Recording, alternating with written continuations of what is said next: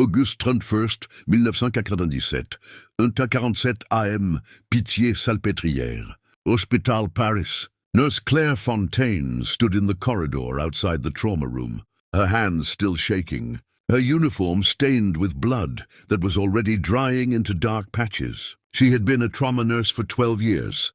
She had seen death countless times, but this was different. This death, this particular patient, would change her life forever. Inside that room, Princess Diana had just been pronounced dead, and Claire was the only person who had heard what Diana said in her final conscious moments. Words that were never included in any official report. Words that were immediately classified. Words that, if revealed, could shatter the carefully constructed narrative of that night. Claire had been ordered to sign a confidentiality agreement before she was even allowed to leave the hospital. She had been visited by French intelligence officers who made it very clear that speaking about what she'd heard would result in consequences she wouldn't enjoy. She had been offered money, a significant sum, to ensure her silence. For 26 years, Claire kept that silence. She never spoke to journalists, never sold her story, never revealed what Princess Diana said as she lay dying in a Paris hospital. But Claire is 71 now. She has cancer, terminal, the doctors say. 6 months, maybe less. And she has decided that some secrets are too important to take to the grave. That Diana deserves to have her final words heard. That the truth, after 26 years, finally needs to be told.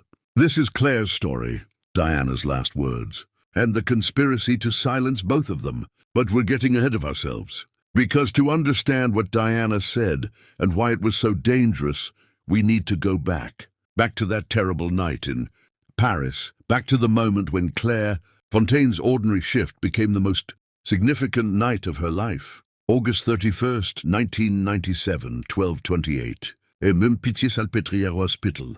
Claire had just finished checking on a patient in the cardiac ward when the call came through. Major trauma incoming.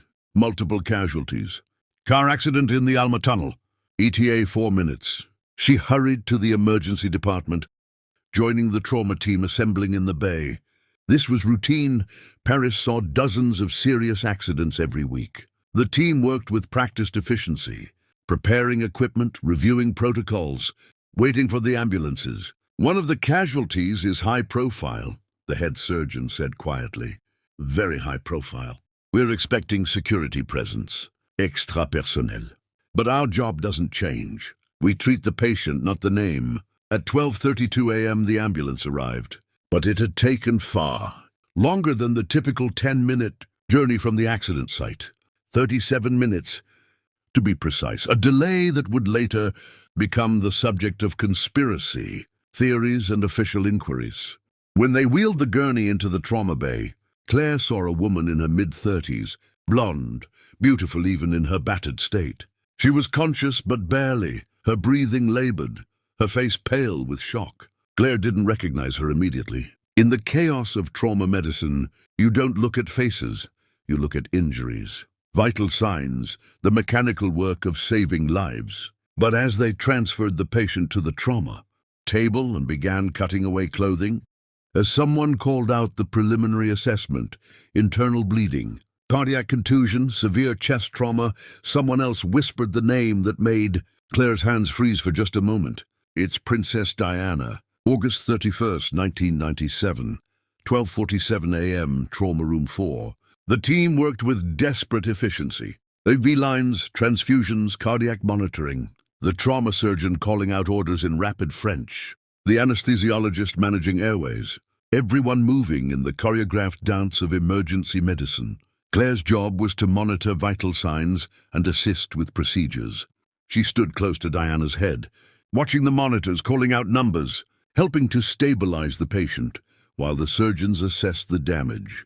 And it was in these moments, between the chaos and the clinical precision, that Diana opened her eyes. Not fully conscious, but surfacing from the fog of shock and injury, reaching toward awareness one last time. Her lips moved. Claire leaned closer. Protocol said she should focus on the medical work, but something made her listen. Some instinct that these might be the last words this woman ever spoke. Diana's voice was barely a whisper, each word an obvious effort. But in the relative quiet of that moment, the surgeons conferring, the brief pause in frantic activity, Claire heard them clearly. They did this. Claire's eyes widened. Madam, please don't try to speak. You need to save your strength. But Diana's hand moved, reaching up, grasping weakly at Claire's uniform. Her eyes focused with surprising clarity, a moment of lucidity in the midst of trauma. The car, I wasn't an accident. They wanted... Her words dissolved into a gasp of pain. Who? Claire whispered, knowing she shouldn't engage, but unable to stop herself. Who did this? Diana's eyes locked onto Claire's. Tell my sons. Tell them I knew. Tell them to be careful. The palace. They can't. Her words broke off as machines started alarming. Cardiac arrest. The team surged forward. CPR defibrillation. Controlled. Chaos as they fought to restart her heart. They worked for 2 hours. Open chest cardiac massage. Transfusion after transfusion. Every technique, every tool, every desperate measure. But the damage was too severe. The internal bleeding too extensive. At 1:47 a.m., they called it. Time of death, 1:47 a.m., August 31st, 1997. Claire stood in the sudden stillness, Diana's last words echoing in her mind. They did this. The palace. Tell my sons. Not an accident, an assassination. August 31st, 1997, 2:23. AM Hospital Administration Office. Claire was sitting in the staff room, trying to process what had happened, when 2 men in dark suits entered. They didn't introduce themselves with names, just showed credentials that identified them as French intelligence.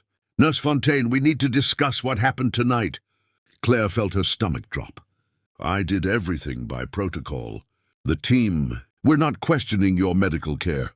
We need to know what the patient said. Did Princess Diana say anything before she died?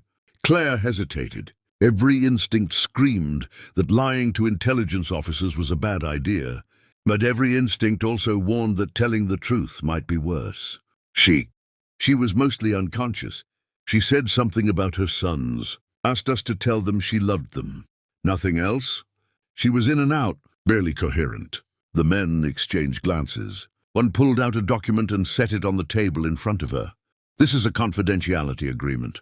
You will not discuss this patient, this case, or anything that occurred in that trauma room with anyone. Not family, not friends, not journalists, not other medical staff beyond what's necessary for documentation. Is that clear? Claire read the document. It was written in both French and English, filled with legal language about national security and diplomatic sensitivity. The penalties for violation were severe: criminal prosecution, financial ruin, potential imprisonment. I'm a nurse. We have medical confidentiality anyway. This goes beyond standard medical privacy. This is a matter of international importance. Sign the document, Nurse Fontaine. She signed. What choice did she have? Good. Now, if anyone approaches you, journalists, authors, investigators, you will report it immediately to this number. He handed her a card. With a single phone number. No name, no agency identification. If you follow these instructions, there will be no problems. If you don't... He didn't need to finish the threat. After they left, Claire sat alone in the room, staring at the confidentiality agreement she'd just signed. She was 45 years old. She had a husband and 2 teenage children. She had a mortgage and a normal life. And she had just become part of the most significant cover-up of the century. September 3rd, 1997, Claire's apartment, Paris. Claire couldn't sleep. For 3 nights she'd lain awake, Diana's final words playing on an endless loop in her mind. They did this. The palace. Tell my sons. Her husband, Marcel, knew something was wrong. Claire, you haven't been yourself since that night. I know you can't talk about it, but you need to process this somehow. Maybe see a therapist? I can't talk to a therapist. I can't talk to anyone. Then write it down. Keep a private journal. Just get it out of your head. That night, Claire started writing. Not the official medical notes. Those had already been submitted, carefully sanitized of anything controversial. But her own record. Every detail of that night, every word Diana had said, the exact phrasing, the look in her eyes, the desperation in her voice. She wrote about the intelligence officers, the confidentiality agreement, the threats veiled as warnings. She wrote it all down and hid the journal in a lockbox in the back of her bedroom. Closet, evidence, testimony, insurance. And then she tried to go back to her normal life. October 15, 1997. Pitié-Salpêtrière Hospital. Claire was checking medication inventory when she noticed someone watching her. A man in his 50s, wearing a hospital visitor's badge, standing near the nurse's station. When she walked past, he spoke quietly. "Nurse Fontaine? My name is Richard Kay. I'm a journalist. With the Daily Mail. I was a friend of Princess Diana's. I'd like to talk to you about the night she died." Claire's blood ran cold. "I have nothing to say. I'm not asking for medical details. I just want to know if she said anything, if she left any message for her sons. I signed a confidentiality agreement. Please leave me alone." Diana trusted me. If she said something important, something her sons should know, I said, "Leave me alone." Claire walked away quickly, her heart pounding. That evening she called the number the intelligence officers had given her and reported the contact. She was told she'd handled it correctly and to report any further approaches. 3 days later, Richard Kay published an article about Diana's death that included new details about her final hours, but nothing about what she'd said to Claire. He never approached her again, but Claire understood the message. She was being watched. Always watched. June 12, 2004, Paris. 7 years had passed. Claire had stayed silent through the investigations, the conspiracy theories, the endless media speculation about Diana's death. She'd watched documentaries that analyzed every detail of the crash while leaving out the most important detail of all, Diana's dying declaration that it wasn't an accident. She was in a cafe near her apartment when a woman sat down across from her without invitation. "Nurse Fontaine, I need 30 seconds of your time." The woman was in her 30s, professional with an American accent. She slid a business card across the table. It identified her as working for a private intelligence firm based in Washington, D.C. "I represent clients who have reason to believe Princess Diana was murdered. We're willing to pay substantial money for testimony about her final words. 6 figures. American dollars. Deposited in any account you choose, anywhere in the world." Claire pushed the card back. "I don't know what you're talking about." "We know she spoke before she died. We know what she said. We just need someone to confirm it publicly. Someone credible. A nurse who was there. Your testimony could reopen investigations, could expose the truth. I have a family. I have a life. I'm not interested. Think about it. You'd be wealthy enough to disappear if you wanted to. New identity, new country, complete protection. Or stay in Paris and live comfortably. Your choice. But the truth deserves to be told." Claire stood up and walked out of the cafe. That night, she moved the lockbox containing her journal from her bedroom, closet to a safety deposit, box at a bank across the city. She told no one where it was, not even Marcel, because she was beginning to understand that this secret would follow her forever, that there were forces on multiple sides who wanted her to speak or stay silent, and both choices were dangerous, so she chose neither. She chose invisibility. August 31st, 2007, Paris. 10 years after Diana's death. The city was full of commemorations. Documentaries played on television. Newspapers ran retrospectives. The world remembered the people's princess. Claire watched it all from her living room, chain-smoking despite her doctor's warnings, drinking wine to quiet the screaming in her head. Marcel found her crying in front of the television at 2 a.m. "Claire, this has to stop. You have to let this go." "I can't let it go. I hear her voice every day. I see her eyes. She trusted me with her last words, and I've done nothing." "What could you do? You signed an agreement. You'd go to prison. Maybe that would be better than living with this." "Don't say that." "Please, Claire. We have children, grandchildren now. Think about them." Claire nodded, wiping her eyes. He was right. Of course he was right. But that night she added to her journal, wrote about the toll of silence, about how keeping this secret was slowly destroying her. about how she'd become someone she didn't recognize, a coward who'd chosen safety over truth. She sealed the updated journal in the safety deposit box and made a decision. When she was dying, when she had nothing left to lose, she would tell everything. She would give Diana the voice she'd been denied for so long. She just needed to survive long enough to get there. March 16, 2019, Pitié-Salpêtrière Hospital. Irony of ironies.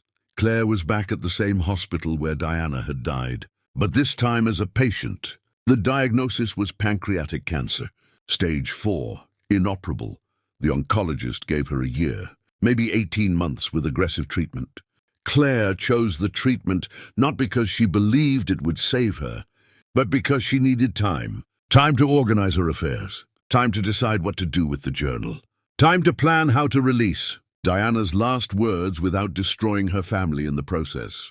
She retired from nursing immediately, spent her days getting her documents in order, updated her will, made sure Marcel would be financially secure, wrote letters to her children and grandchildren to be opened after her death. And she contacted a lawyer, not a French lawyer, but a British human rights attorney named Elizabeth Montgomery, who specialized in cases involving government, accountability and whistleblower protection. They met in a cafe in London. Claire had flown there under the pretense of visiting a college friend. "I need to tell you something that happened 22 years ago," Claire said. "But I need to know my family will be protected. I need guarantees." Elizabeth Montgomery listened to the whole story. Diana's last words, the confidentiality agreement, the decades of silence. "This is extraordinary," Elizabeth said when Claire finished. "But you understand what you're proposing? The French government will come after you, possibly the British government. You could face criminal charges." "I'm dying anyway. I have maybe a year left. What can they do to me that matters? They can come after your family, your husband, your children. Financial investigations, tax audits, making life difficult. Can you protect them?" "I can try.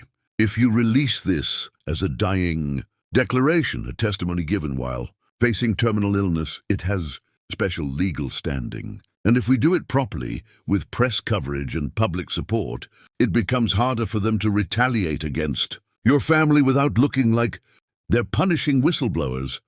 Claire nodded slowly. "Then let's plan it. When I have 3 months left, when I'm clearly dying and beyond their reach, I'll go public. I'll tell everything." November 8, 2023, Claire's home, Paris. Claire sat in her living room, surrounded by her family, watching the news coverage. Her interview had aired that morning, a 1-hour documentary titled Diana's Last Words, A Nurse Speaks. She had told everything.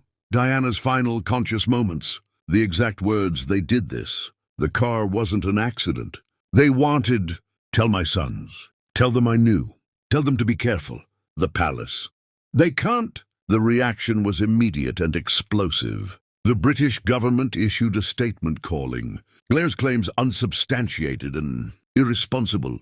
French officials questioned her medical records, suggested she might be suffering from cancer-related confusion. Palace representatives expressed sympathy for her illness, but firmly denied all allegations. But public opinion was different. Social media erupted. Conspiracy theories that had been dismissed for decades suddenly had credible support. People who'd been called crazy for questioning the official narrative felt vindicated. And in London, William and Harry, now men in their 40s, fathers themselves, released a joint statement. "We are reviewing this new testimony with serious attention. Our mother's last words deserve to be heard and respected, regardless of how difficult the truth may be." Claire's phone had been disconnected. She wasn't giving any more interviews. She'd said what she needed to say. Marcel sat beside her, holding her hand. Was it worth it? Claire thought about Diana's eyes in those final moments, about the desperation to be heard, about 26 years of silence weighing on her conscience. "Yes," she said, "it was worth it." December 9th, 2023, present day. Claire Fontaine is in hospice care now. The cancer has advanced rapidly since she released her testimony. The doctors say it's a matter of weeks, perhaps days. But she accomplished what she set out to do. Diana's last words are now part of the historical record. No matter what official investigations conclude, no matter how the palace spins the narrative, People know what Diana said as she was dying. They did this. Not an accident. An assassination. The debate rages on. Some believe Claire completely. Others dismiss her as a cancer patient seeking attention in her final days. Forensic experts have been brought in to analyze the credibility of deathbed testimonies. Lawyers argue about whether dying declarations override confidentiality agreements. But for Claire, none of that matters anymore. She did what she'd promised herself she would do 26 years ago. She gave Diana a voice. She told the sons what their mother wanted them to know. In her final interview before entering hospice, a journalist asked Claire if she had any regrets. Only one, she said. That I didn't speak sooner. That Diana's sons had to wait 26 years to hear their mother's final message. But I was afraid. I had a family to protect. I hope William and Harry can understand that. The journalist asked one final question. Do you believe Princess Diana was murdered? Claire looked directly into the camera. I believe Princess Diana told me, with her dying breath, that what happened to her wasn't an accident. I believe she knew she was in danger. I believe she tried to warn her sons. Whether that constitutes murder or something else, that's for investigators and historians to determine. But her words were clear, and they deserve to be heard. Epilogue. Claire Fontaine died on December 18, 2023. She was 71 years old. Her family held a private funeral in Paris, attended by immediate family only. But something extraordinary happened at her graveside. Two men in dark suits standing at a distance. They didn't approach the family. They didn't speak. They simply stood there during the entire service, watching. After everyone left, one of them placed a bouquet of white roses on Claire's grave. No card, no message, just flowers. The same type of flowers that had covered Diana's casket 26 years earlier. Some say they were intelligence officers, ensuring Claire's silence continued into death. Others say they were paying respects, acknowledgement from some shadowy part of the apparatus that Claire had been brave enough to speak truth to power. We'll never know for certain, but this much is true. Claire Fontaine spent 26 years carrying Diana's last words. She endured decades of fear, surveillance, and moral agony, and in her final months, she found the courage to break her silence. Diana's last words are now public record. They did this. The car wasn't an accident. They wanted, tell my sons, tell them I knew, tell them to be careful. The palace. They can't. Incomplete sentences, dying declarations, words that raise more questions than they answer. But they're Diana's words, her truth, her final message. And because of Claire Fontaine, they were finally heard. So here we stand at the end of this story, having walked through one nurse's 26-year journey from trauma room witness to deathbed whistleblower. We felt the weight of secrets carried for decades. We've understood the terrible choice between truth and safety. What do you believe? Was Diana's death an accident? Or do her final words confirm what many have suspected for decades? Should Claire have spoken sooner, or was she right to protect her family? And what should be done with this testimony now? Share your thoughts in the comments below. This is where we honor both Diana's courage and Claire's bravery, two women who refused to let truth be buried, even when staying silent would have been so much easier. If this story moved you, please subscribe. There are more untold chapters in Diana's story, waiting to be revealed, testimonies from people who witnessed, things they were never supposed to see, documents that were never supposed to surface, truths that powerful forces are still trying to suppress. Together, we'll make sure every voice is heard. Together, we'll demand accountability. Together, we'll never stop asking questions.